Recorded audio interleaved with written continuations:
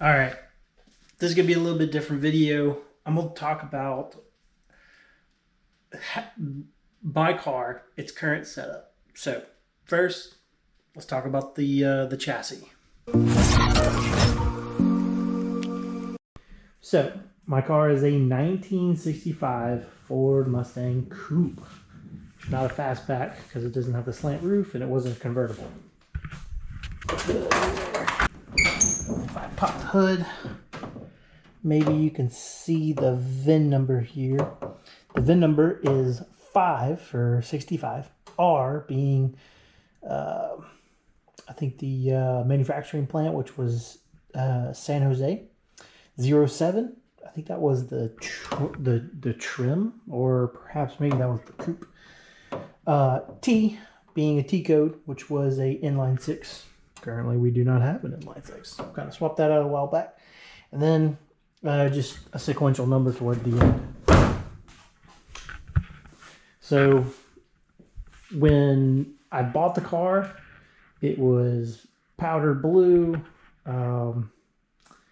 and had some rust issues. So the roof is brand new. This got replaced. The trunk pan needed to be replaced. So both got replaced.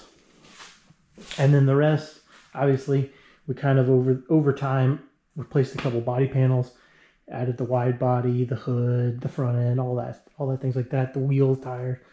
So that was pretty much the car. I had pretty much bought the car because I didn't want to wait and save for a fastback. I really wanted a 70 fastback, but you know how it is. You really want something, you go jump at it, and so far I'm pretty happy that I've had this car, and the way it is.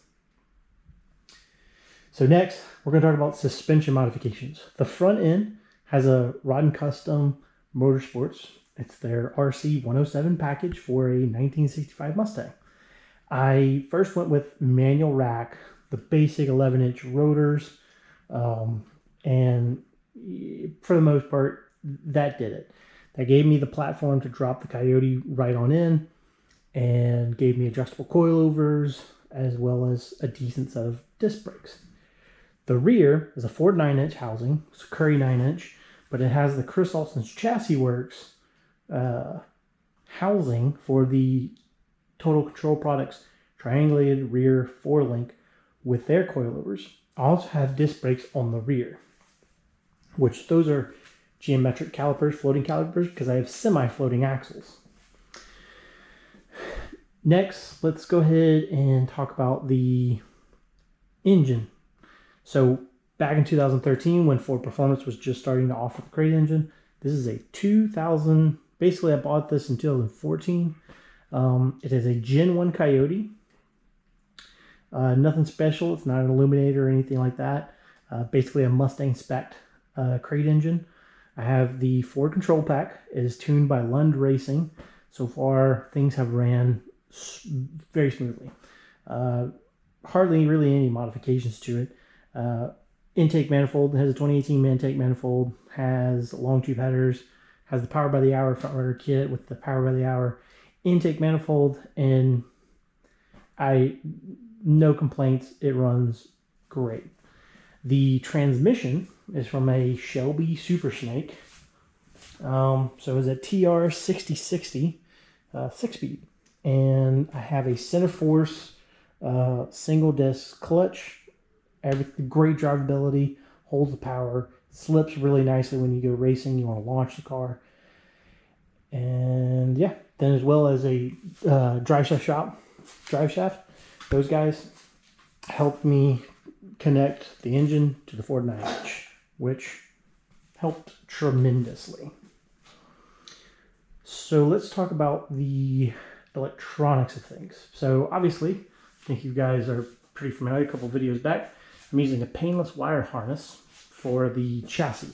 Things like the lights, the radio, the brake lights, the wipers, things like that. Then I have a Ford control pack with a Ford computer tuned by Lund Racing that basically is very simple to install. Basically, it just shares the 12 volt with the wire harness, connects to the gauge. You have the electronic throttle pedal, and it just works. All it needs is just 12-volt power source and you to provide fuel to the engine. So that kind of wraps this up. It's a pretty simple build. It's just a Coyote swap. I do have plenty of chassis stiffening. So I have a Mustang Interfere front end stiffening kit, convertible torque boxes, subframe connectors, and everything needed, you know, that is typical of anyone who wants to try and stiffen up a chassis with just, you know, about 500 horsepower worth of chassis stiffening in here. And now that was pretty brief overview of the car. If anyone has any questions specific of like, hey, what's this, that part, or anything else specific, definitely go ahead and drop it in the comments, and we'll probably make a video about it, kind of covering things like that. So I appreciate you watching. Like, comment, subscribe.